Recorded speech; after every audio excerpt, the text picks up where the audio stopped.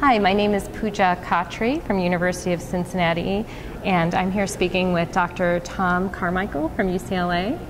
Hi. Hi. So you just hosted a pre-conference, Animal Models 2.0. What was the purpose of this symposium?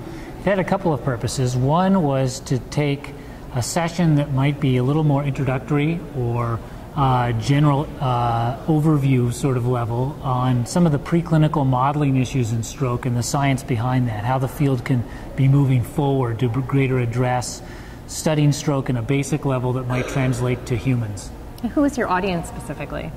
The audience was originally targeted for trainees and junior faculty that might be building a lab or starting a scientific area so that they might learn a little bit about the field and not have to kind of recreate everything from the beginning. That's great, great. And so were there particular highlights that you can share with us today?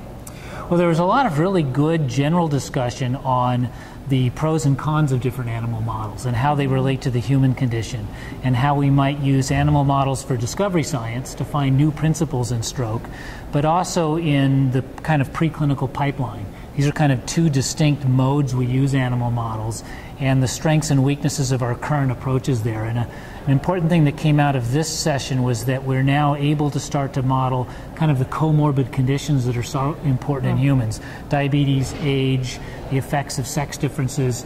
We can start to incorporate these now so that we have a greater understanding of those conditions that are so important in the human and model them in the animal. That's great. So do you plan to do this again next year? How do you think it was received overall? Well, it was a good attendance. It was a very vigorous attendance, lots of good questions. So I think we will do this next year. Excellent. Obviously, it'll be something discussed in the planning committees. But the goal of really involving trainees and junior faculty so that we develop the science and the clinical care is really a good one. Wonderful. Well, thank you for your time. Thank you.